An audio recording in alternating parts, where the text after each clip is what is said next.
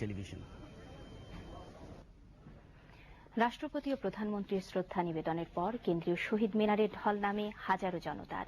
বিভিন্ন রাজনৈতিক, সামাজিক ও সাংস্কৃতিক সংগঠন এবং শিক্ষার্থী সহ নানা শ্রেণী পেশার মানুষ ফুল হাতে মহান ভাষা শহীদদের প্রতি শ্রদ্ধা জানান। তাজা রক্তের বিনিময়ে অর্জিত বাংলা ভাষার মর্যাদা সমুন্নত রাখতে ভাষার প্রমিত ব্যবহারের ওপর গুরুত্ব আরোপ করেন শহীদ মিনারে সমবেত রাজনৈতিক, সংস্কৃতিজন ও শিক্ষাবিদগণ। সুজন হালদারের প্রতিবেদন। রাষ্ট্রপতি ও প্রধানমন্ত্রীর শ্রদ্ধা নিবেদনের পরপরই স্পিকার ডক্টর শিরিন শারমিন চৌধুরী পুষ্পস্তবক অর্পণ করে ভাষা শহীদদের স্মৃতির প্রতি গভীর শ্রদ্ধা নিবেদন করেন। এরপর আওয়ামী লীগ সহ 14 দলের নেতৃবৃন্দ শহীদ বেদিতে পুষ্পার্ঘ্য অর্পণ করেন। পরে বিরোধী দলীয় নেতা রওশন এরশাদ দলীয় নেতাদের নিয়ে শহীদ মিনারে পুষ্পার্ঘ্য অর্পণ করে ভাষা শহীদদের প্রতি শ্রদ্ধা জানান। 21-এর আনুষ্ঠানিকতা রাত 12:01 শুরু হলেও সন্ধ্যার পর থেকেই নগরীর বিভিন্ন প্রান্ত থেকে মানুষ আসতে শুরু করে শহীদ মিনার অভিমুখে। 21-এর প্রথম প্রহরে বিভিন্ন রাজনৈতিক, সামাজিক ও সাংস্কৃতিক সংগঠন একে একে স্মৃতির বেদিতে পুষ্পার্ঘ্য অর্পণ করে ভাষা শহীদদের প্রতি শ্রদ্ধা নিবেদন করেন। বাংলাদেশ সেনা, নৌ, বিমান বাহিনী এবং বাংলাদেশ পুলিশ শহীদ মিনারে পুষ্পার্ঘ্য নিবেদন করেন।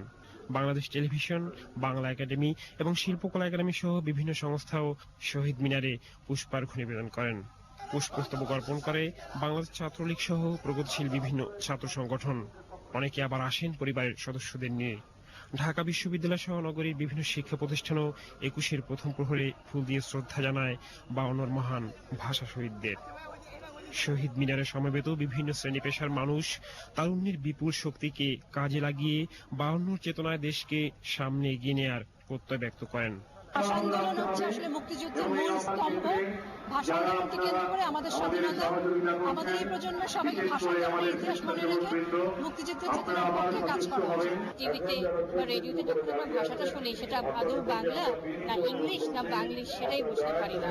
কাজে আমাদেরকে অবশ্যই সচেতন হতে হবে। বাঙালির নতুন প্রজন্ম তার পরিচয় জানবে, তার মধ্য দিয়েই তার ভাষার চেতনা, তার নিজের চেতনা, নিজে সে বাঙালি, এই জনপদের মানুষ, চরিত্রে, চিন্তায়, চেতনায়, সংস্কৃতি, সাহিত্যে, অর্থনীতিতে সে বাঙালি।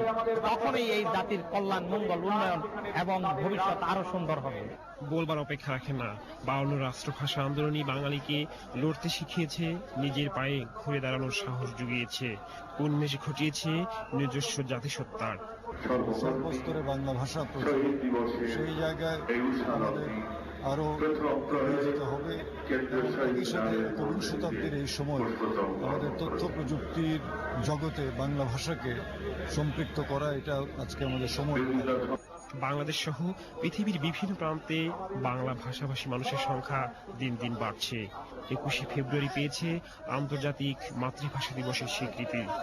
তবে ভাষা হিসেবে বাংলার অবস্থান ও মর্যাদা আরো অধিক উচ্চতায় উন্নীত করতে ভাষার প্রমিত ব্যবহারের উপর গুরুত্ব আরোপ করলেন তথ্যমন্ত্রী হাসানুল হক ইনু। বিকৃত উচ্চারণ করবেন না, বিকৃত উচ্চারণকারী ভাষা হত্যাকারী। আমরা একদিকে যেরকম জঙ্গিবাদ প্রতিরোধ করব, বিকৃত উচ্চারণকারীকেও প্রতিরোধ করব, সেভাবেই আমি বাংলা ভাষার ইতিহাস, ঐতিহ্য, সংস্কৃতিকে রক্ষা করব। একই সঙ্গে বাংলা ভাষার প্রসার এবং বিকাশের উদ্যোগ নেব।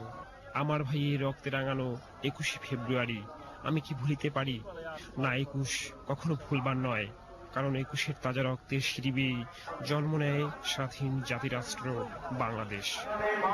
21 যতবারই ফিরে ফিরে আসে, জাতি ততবারই ভালোবাসার প্রিয় ফুল হাতে এসে সমবেত হয় স্মৃতির মিনারে। এজন্য শহীদদের প্রতি ঋণ শোধ করবার এক অনন্য প্রয়াস।